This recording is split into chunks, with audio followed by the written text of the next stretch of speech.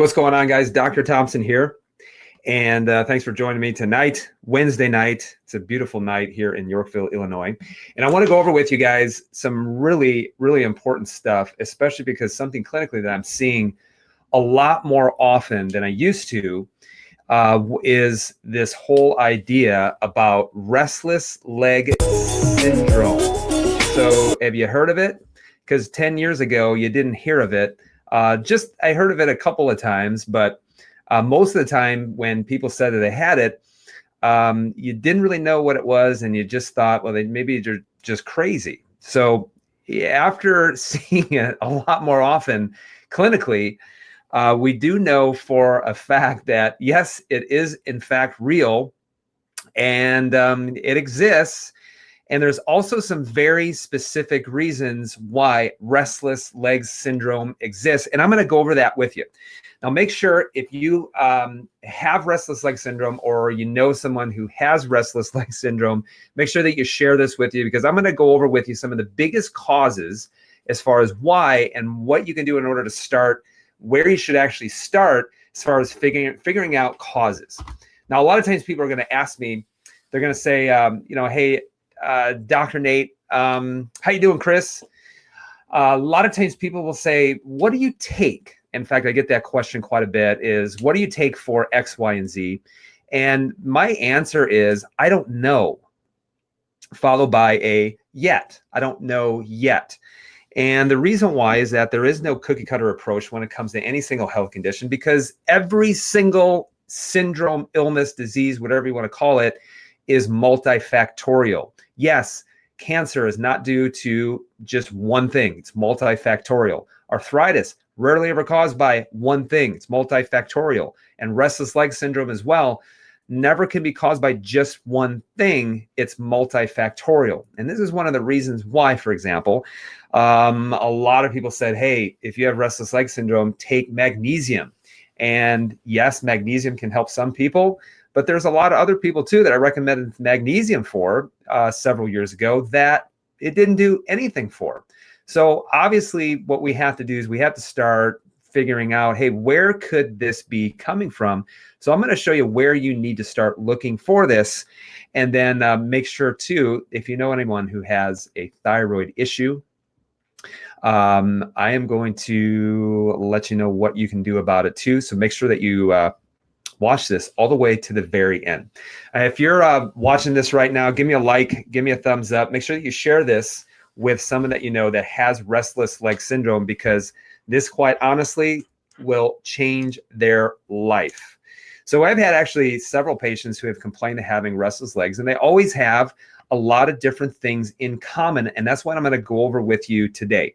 Now, a lot of people already know what restless leg actually is, but some people, you may be watching this and saying, restless leg syndrome, what is it? It just sounds like, some kind of newfangled, thing that doctors are just trying to prescribe it for them to take a bunch of more medications. So I'm not going to give you a medication answer, because unfortunately, medications are not the answer. They can help you to relieve the symptoms temporarily, but ultimately what you have to do is you have to figure out what's causing this.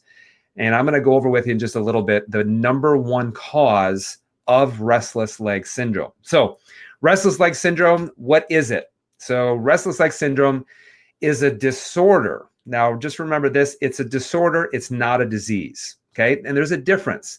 So there's a lot of different things out there that doctors are going to call a disorder. And the reason why is because there is no pathology report. There is no test in order to determine if someone has restless legs.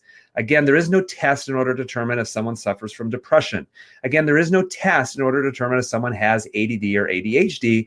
And it's just a certain set of symptoms that doctors actually give a label to.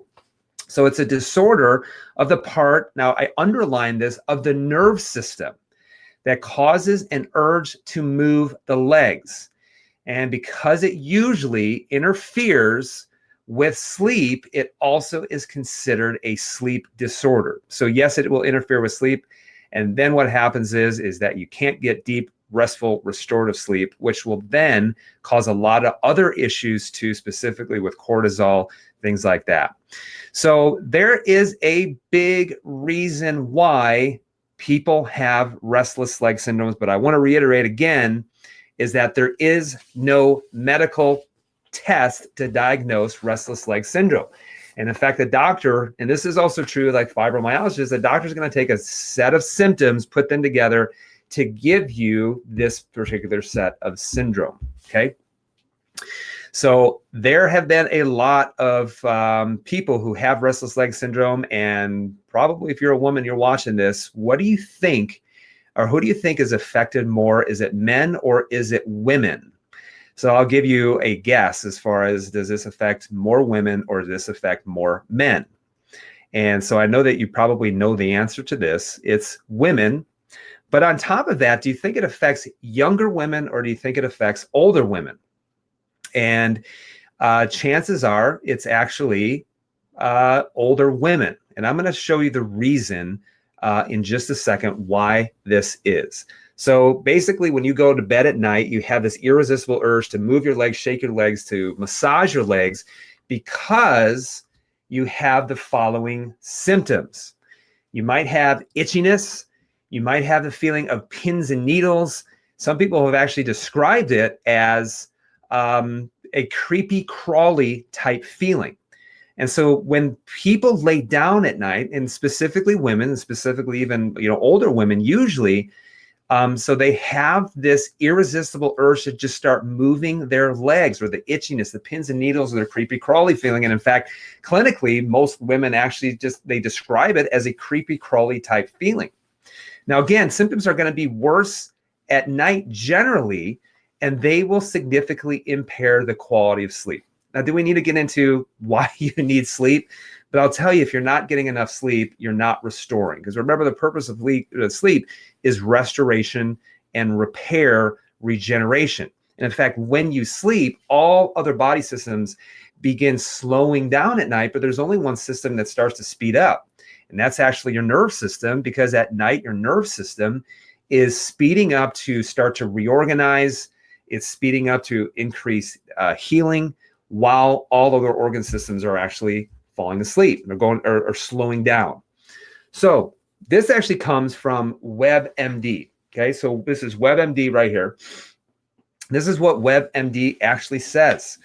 No one knows exactly what causes restless leg syndrome.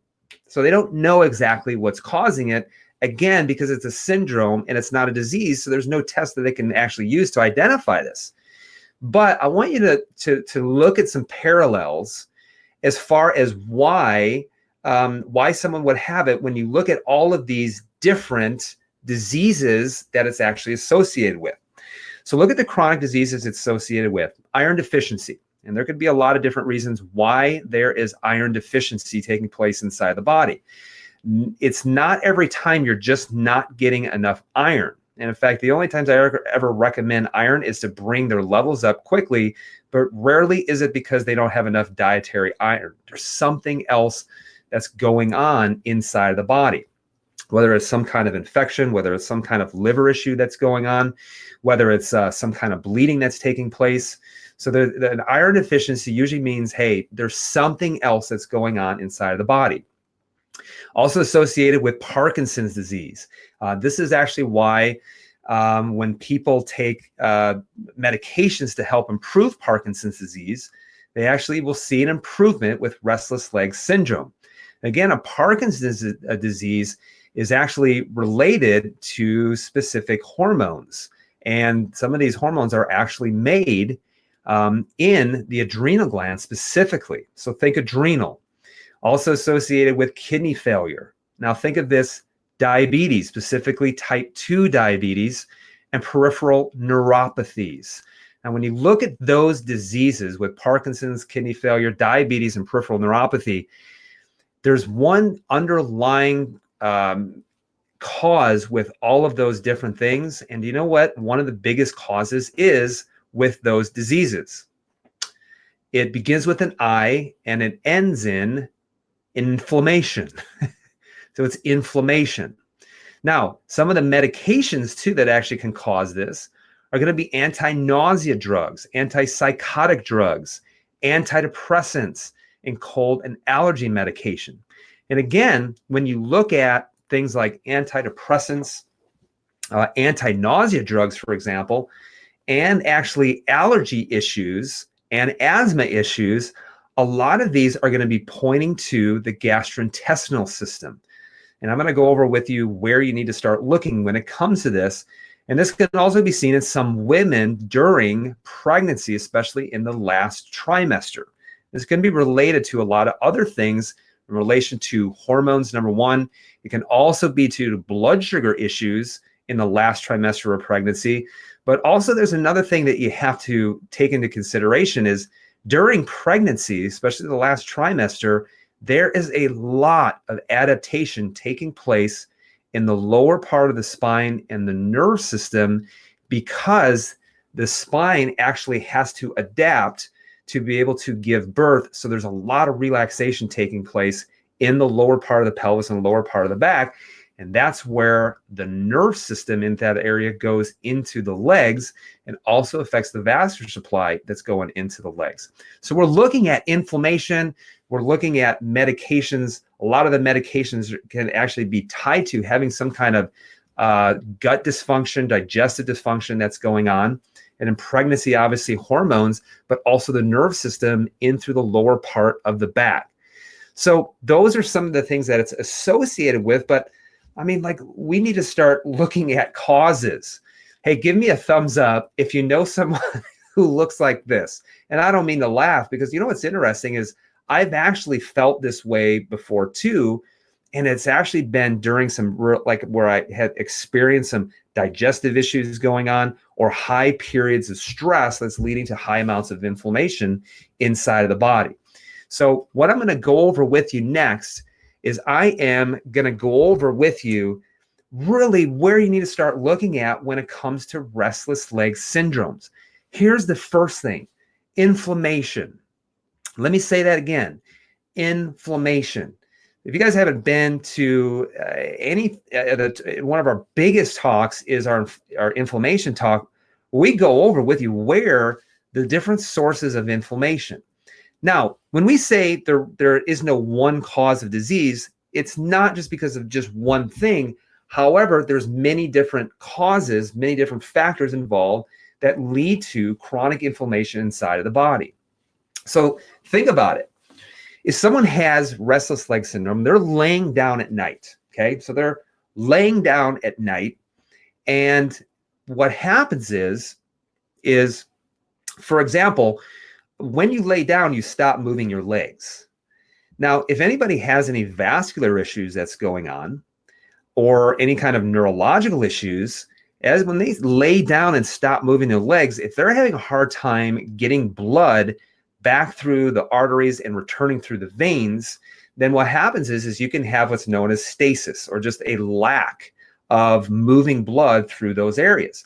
And you think about it, when you lay down, you're not moving. And when you're not moving, you can cause that blood to pool. Now, when the blood starts to pool, I want you to think about it.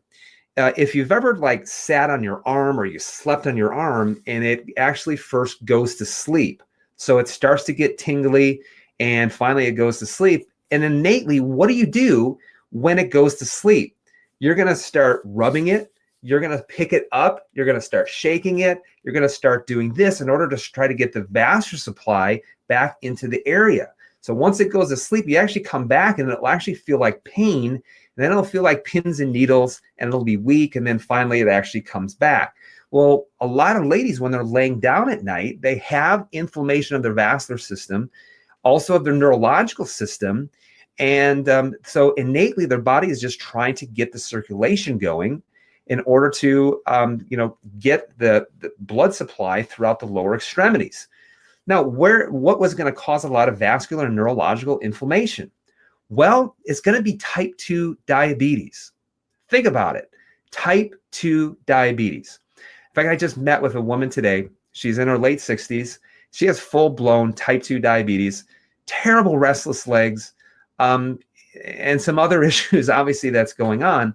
But if you think of type 2 diabetes, what does type 2 diabetes primarily affect? It affects the vascular system and it affects the neurological system. And that's why you have diabetic neuropathies. That's why people with type 2 diabetes have higher incidence of stroke, higher incidence of heart attacks, higher incidence of eye issues because of the retinopathies and things like that. Because all of those are needed. You need a blood supply, you need a healthy vascular system. So think of type 2 diabetes. So if you're having that, you need to make sure that you are actually checking not only your blood sugars, but checking your insulin levels, A1C, homocysteine, which is your inflammatory marker. Another one is CRP. And you can actually get that by looking at a complete cardiometabolic profile. So think of inflammation, number one, but then also I want to show you another thing I just literally came across, and this is a brand new study. I finally saw the report about it today, that it comes from from Sleep, so the Journal of Sleep. This was published almost 2 months ago to the day. And this is actually just a test study, but you're going to understand that scientists are looking into more and more about the role of the gut with everything else inside of the body. So really, when you think about it, remember we talked about people on antidepressants having restless leg syndrome. Well, again, if you look at where what the gut is involved with, it's in a lot more than when it comes to digestion. And in fact, it's production of serotonin, some production of dopamine. So the gut, you need a healthy gut in order to have a lot of other healthy things. And also you need a healthy gut in order to have a healthy brain. So in the study that they actually did, they actually took 7 people. So this is 7 people. And they looked for the presence of what is known as small intestinal bacterial overgrowth, otherwise known as SIBO. So if you've ever heard of a small intestinal bacterial overgrowth, basically what it is that you start to have a growth of harmful bacteria that actually start to thrive in the small intestine where it's not supposed to. So your beneficial bacteria are supposed to be in the small or the large intestine, but you're not supposed to have a bunch of bacteria in the small intestine. And so what they found is, out of those 7 people that had restless leg syndrome, all 7 of them had a small intestinal bacterial overgrowth. Oh my gosh, Dr. Nate, what does that mean? What do I have to do? Do I need a bunch of probiotics? What is it that I need to do? Do I need to go to the drugstore and get some probiotics off the shelf? I know that's what I need. And unfortunately, that's not probably going to work. And I always tell people about probiotics and things like this is, it's probiotics are going to benefit if you have the right environment. They're never going to take hold and seed and grow if you don't have the right environment, particularly into the large intestine. So we've measured people on stool samples, and we've actually have seen that even though they're taking a ton of probiotics, it's not benefiting them. And the reason why is that anytime you want to address digestive issues, you don't address the colon. You actually need to address the north end of your digestive system. And that's actually first and foremost how you're digesting your food, your stomach, your gallbladder, your pancreas, and then moving into the small intestine. But what's interesting is the scientists actually said only as about 15% of the general population, which I don't think I agree with, has a small intestinal bacterial overgrowth. But they found in this small study that 100% of them had some level of dysfunction and small intestinal bacterial overgrowth in their small intestine, which means that their digestive systems were an absolute mess. So let's talk about some other causes of restless leg syndrome. And again, it's going to be tied to inflammation, but inflammation instead of the nerve system and the vascular supply, what about inflammation taking place in the gut and in the small intestine? So the gut and small intestinal bacterial overgrowth. So, hey, if you have actually gotten a food allergy test, give me a thumbs up to let me know that if you've gotten a food allergy test and how many different food allergies did in fact you actually have. So I know that I've done a food allergy test. I had 11 different food allergies. But listen, food allergies are not what most people think they are. They just think, oh, look at you, just can't eat those foods and everything's going to be hunky-dory. Food allergies tell you a lot more than that. It actually tells you how you're digesting and breaking down your carbohydrates, your proteins, and your fats. It actually says that the stomach's not working the way that it's supposed to, or maybe the gallbladder, or maybe the pancreas is not secreting enough enzymes to help break down your food. So it tells you a lot more about how you're digesting, and it also shows you a lot about what's happening, some of your overall inflammatory levels. So food allergies, Carrie, you have 9. So I have you beat by 2. So, but we have tested a lot of people, and the record number that we've had is 32. So 32. So that person has a lot of problems in their digestive system. So things that can cause a small intestinal bacterial overgrowth, food allergies, antibiotics. So Mary, 24, I know I went over yours just a little while ago. So food allergies can cause this. And the reason why is because it's going to promote a lot of inflammation, particularly in the gut. Chris, you got 7. So I'm somewhere kind of right in the middle. So what about antibiotics too? A lot of people say, I don't have antibiotics. Well, if you're consuming conventional dairy, which no one should ever have in the first place, but a lot of conventional proteins and meats, you're going to have some exposure to antibiotics. The other thing is how many times do we do this? So how many times do we take that hand sanitizer with triclosan that has antibacterial? That stuff can go into our skin and completely start to destroy even the beneficial bacteria. So antibiotics too will cause a small intestinal bacterial overgrowth. But here's the third thing that a lot of people don't know is hypochlorhydria. Now, who knows what hypochlorhydria actually is? I know it's kind of a big Latin word and it tends to scare people off, but this is basically you're not producing enough stomach acid. That's all it is. So you're not producing enough stomach acid. How do you know if you're not producing enough stomach acid? Well, if you have reflux and you're taking a proton pump inhibitor or PPI, you have hypochlorhydria. You don't have enough stomach acid in order to break it down. What's interesting is every single woman that I've seen in the last 2 months that has had restless leg syndrome in our office has been a type 2 diabetic and hasn't had their gallbladder, which means that they are not breaking down their food and they're also on a proton pump inhibitor.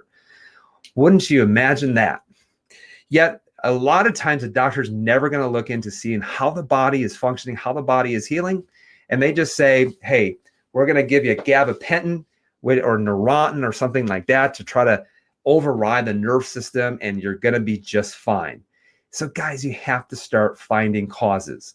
So having a lack of start belching is definitely one, but you're going to have a lack of stomach acid, taking antibiotics, and then also having a lot of food allergies means there's a lot of dysfunction that's taking place in the stomach, the gallbladder, and the pancreas. And those are actually the things that you need to start working on, addressing and fixing first. So what do you do? Dr. Nate, do I need to take magnesium? Well, I may actually recommend magnesium. It's something that may help temporarily. But the thing is you have to first test. You don't guess. And that's always one of the things that we always say in the office, is because I get emails all the time where people are going to say, hey, I'm having hormone issues. What supplement do I need to take in order to help me with my menopausal symptoms? Well, here's the thing, is you test, you don't guess. You can actually test your hormones and actually see what is causing this. So you always test. You test first, you don't guess. So what are some of the culprits? Can be food allergies. Another thing is too, if you have restless leg syndrome, ask yourself the question, have you had your gallbladder removed? That is inhibiting the ability of you to be able to absorb nutrients. What about your insulin levels? So where are your insulin levels actually at? Notice I didn't see your blood sugar levels, your insulin levels. And those will give you a bigger idea as far as where you're at in this type 2 diabetes inflammatory situation with the nerves and with the vascular supply. Also, how about checking your CRP levels and homocysteine? So these are some great tests that are going to look at, hey, why does your body have these high inflammatory levels? CRP and homocysteine actually tell kind of 2 different things. But if you are having any kind of infection, for example, your CRP is going to be elevated. Homocysteine can cause some issues with the inflammation, but it can also be due to poor detoxification, MTHFR, gene mutation, if you've ever heard of that, poor detoxification pathways. How about your omega-6, your omega-3 fatty acid ratio? So every single person I've tested has a really poor ratio of omega-6 to omega-3 fatty acid ratios. And most people that I've tested are anywhere from 14 to 25 to 1. And in reality, it should be anywhere from 4 to 1 to 2 to 1. So, one of the biggest reasons why is you eat just too much doggone vegetable oil, canola oil, peanut oil, too many fats that are omega-6s that are found in prepackaged foods. How about also your cortisol and your adrenal function?